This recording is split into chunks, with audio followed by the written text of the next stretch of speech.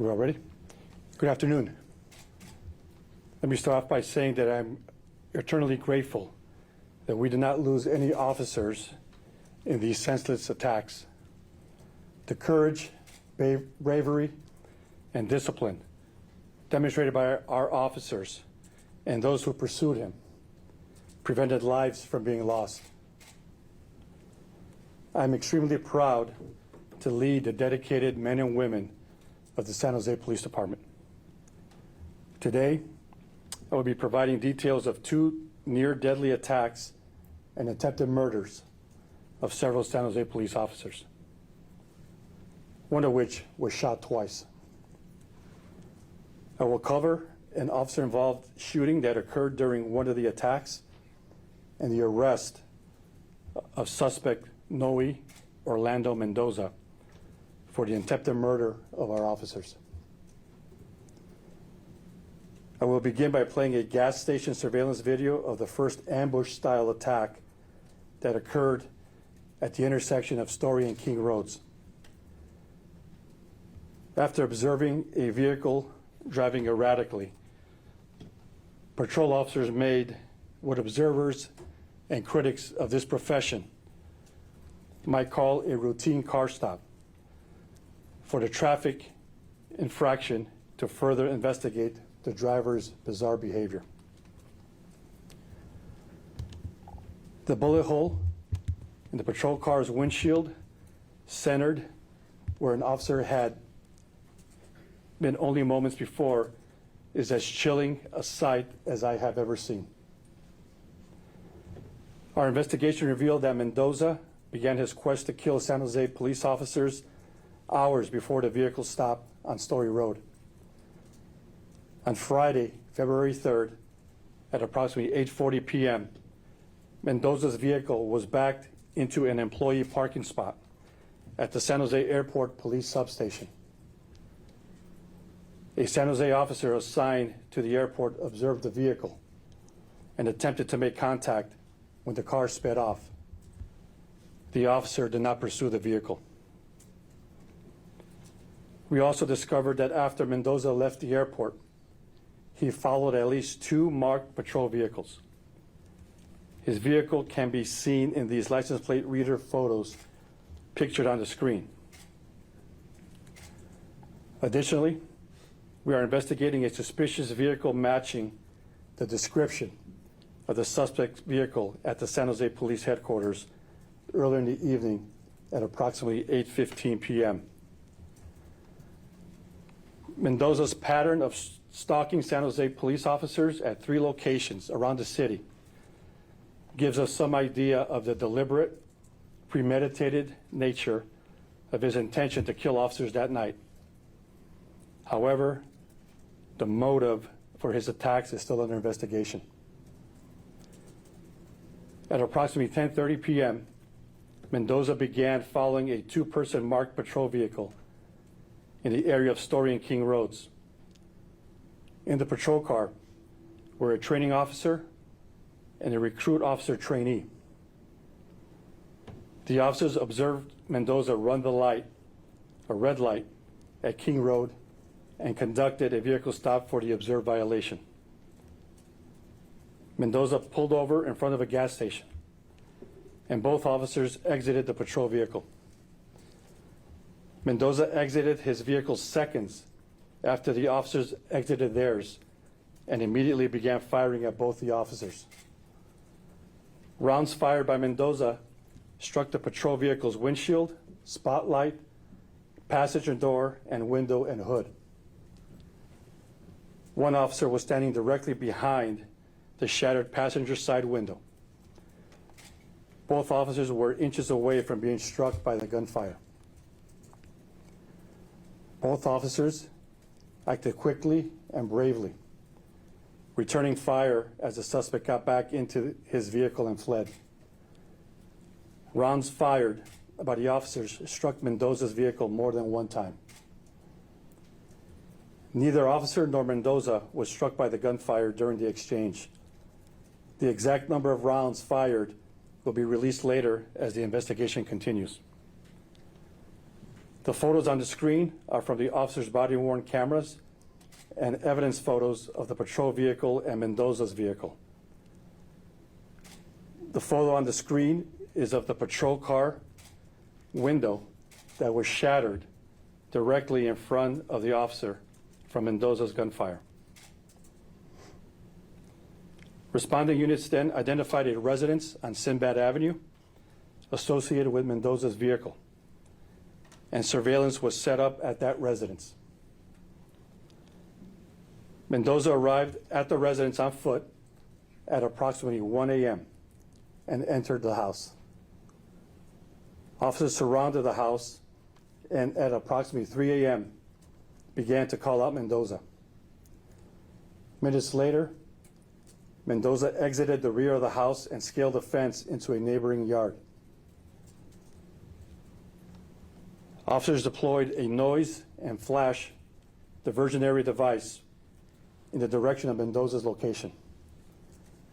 Mendoza jumped onto the fence, looking over at the two officers, and opened fire, discharging multiple rounds before fleeing in the opposite direction. 2 rounds struck a merge officer, one in his left hip area, and the second round struck the officer's protective ballistic plate. The officers did not return fire. The officer self-applied a tourniquet and was evacuated from the yard by a fellow merge officer. He was transported by ambulance to a local hospital. The video I will play now was taken by our police drone that was used as part of a special operations surround and call-out.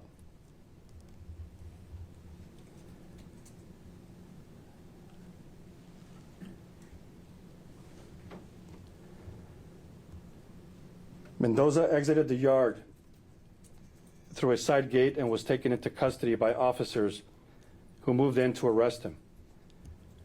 The injured officer has been released from the hospital and is recovering at home. We have his entire family in our thoughts and prayers as they deal with this traumatic incident and their loved one's recovery. The 2 involved officers who fired their weapons following the initial car stop had their body-worn cameras activated during the entire incident. They are also in our thoughts and prayers. The first officer had 6 years of experience as a police officer and is currently assigned to the field training program. The second officer is in his first year and was still in the field training program at the time of the incident. Both officers have been placed on routine administrative leave. A joint criminal investigation by the Santa Clara District Attorney's Office and the San Jose Police Department's Homicide Unit is underway. The case is being monitored by the San Jose Police Department's Internal Affairs Unit, the City Attorney's Office, and the Office of the Independent Police Auditor. A determination of whether this shooting was lawful and justified will come from the District Attorney's Office at a later date. As with all officer-involved shootings, we will be releasing a community briefing video of body-worn camera footage in the coming weeks, as dictated by AB 748. In addition to the body-worn camera video, this incident was captured by surveillance camera footage and our police drone, and both will be released with the body camera footage release. The handgun recovered from the suspect at the scene was a privately made firearm, or ghost gun. Unregistered ghost guns are illegal to be possessed by anyone. Mendoza is prohibited from possessing any firearm due to his prior felony convictions. Mendoza is a resident of San Jose and has used many different names in the past and has an arrest history in Arizona and Oregon. A meticulous investigation is being conducted to understand everything we can about these attacks on our officers.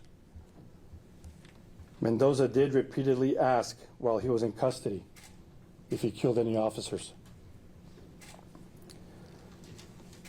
This incident is exactly why we say this is a dangerous job.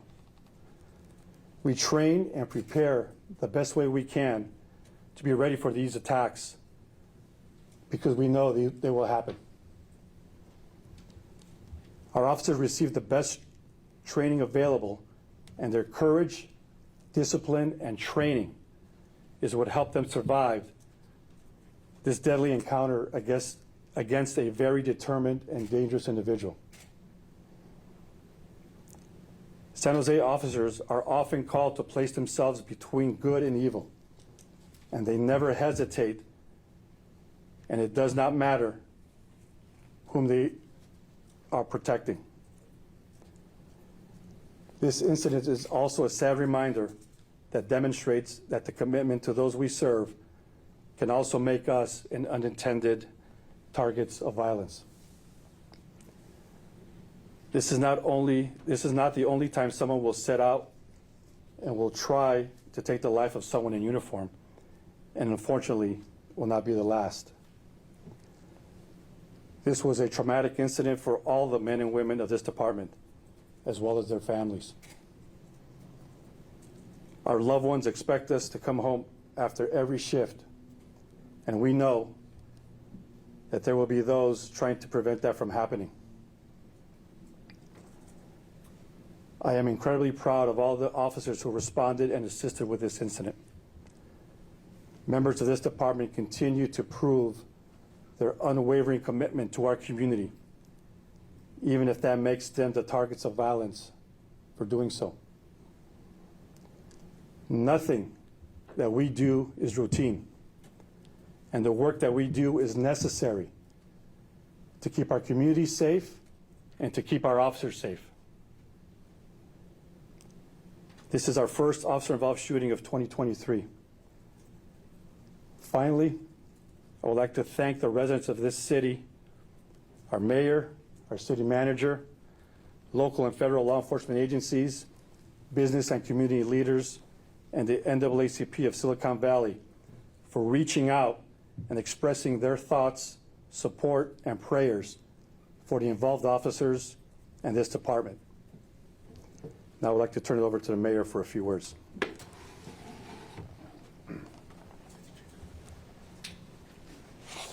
Thank you, Chief, and I'll be very brief. I want to first and foremost just thank Chief Mata, the leadership of the department, and all of our women and men in uniform who are out there every single day putting their lives on the line to keep our community safe. I don't think there's any words that can adequately express the gratitude I feel for the work that they do every single day out there. And in this case, this incredibly disturbing, as the Chief said, chilling case, it's just unconscionable to think that someone was out there actively targeting our officers.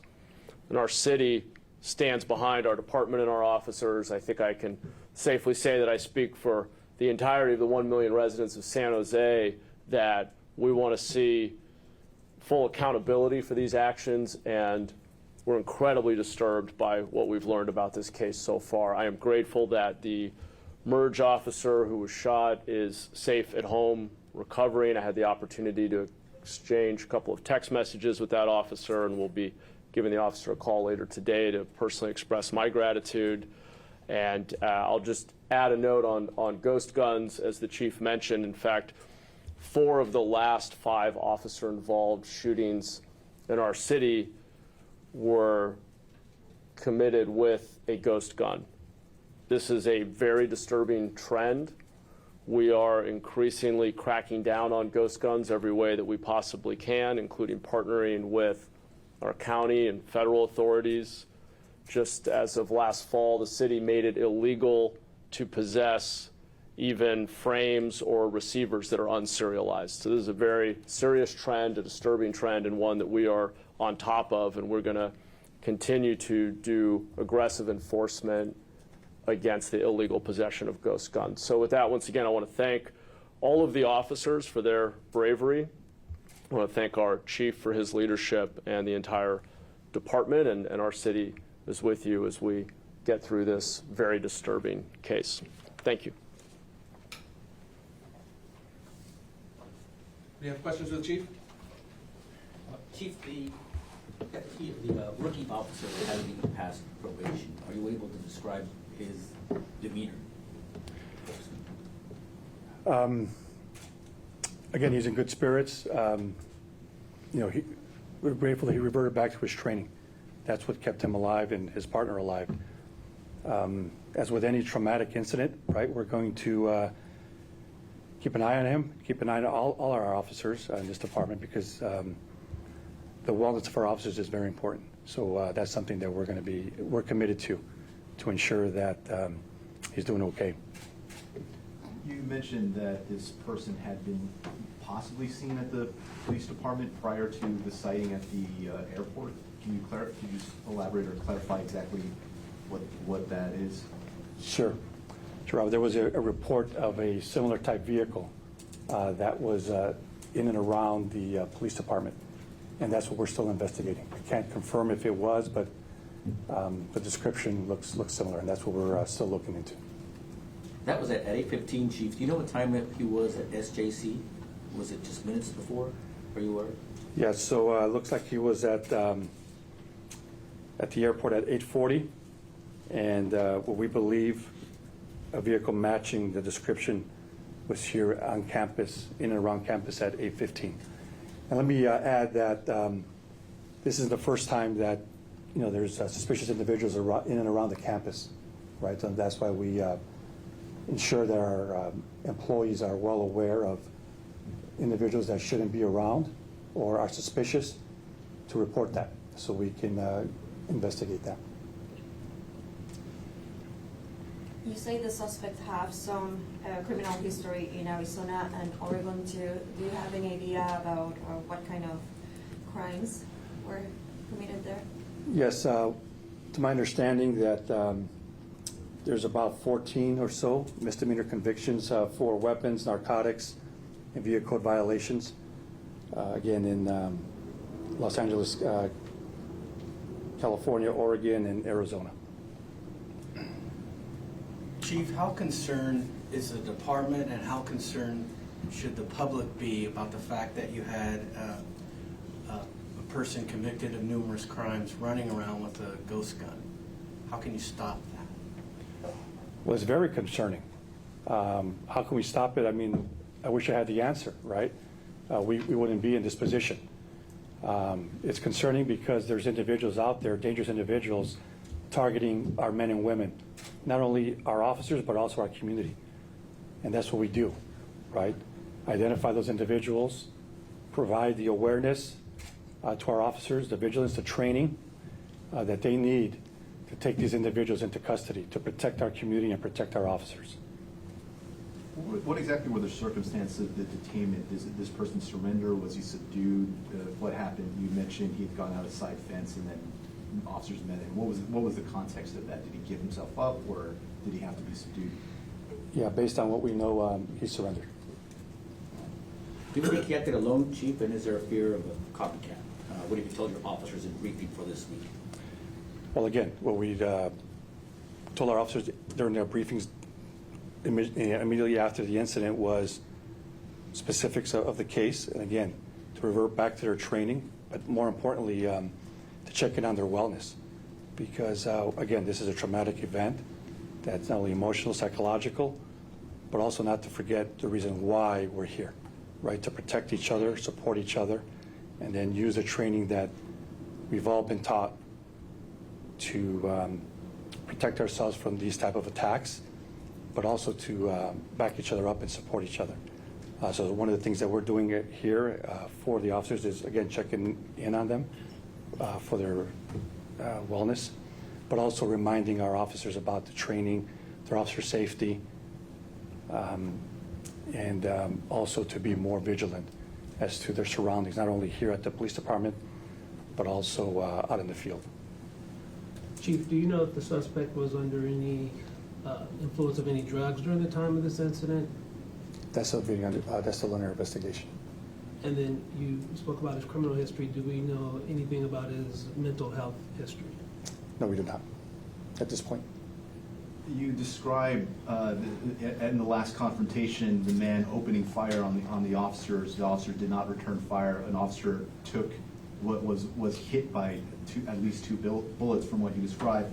What was the assessment that led to the officers not returning fire? Was there something seen? Did they see him ditch the gun? Just what was the assessment that led officers to not return fire, given the threat that had just been presented to them, including a wounded officer? Well, as I mentioned, Robert, is that our officers are highly trained and disciplined, right? Especially our merge officers. They train continuously for these type of incidents and are very disciplined in their response. Unlike what other media outlets or things that are happening throughout the world, these officers are not going out there and just discharging their weapons. We follow our policies. We have very strict policies as to when they're able to discharge their weapon.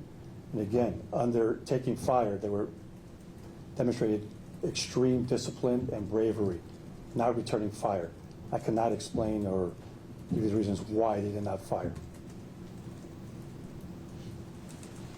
Mayor, if I may, Mayor, we've reported in the past on staffing levels at PD. I don't know if staffing had any role in this, but what is your commitment to working with the department on improving staffing levels if that's what needs to be addressed?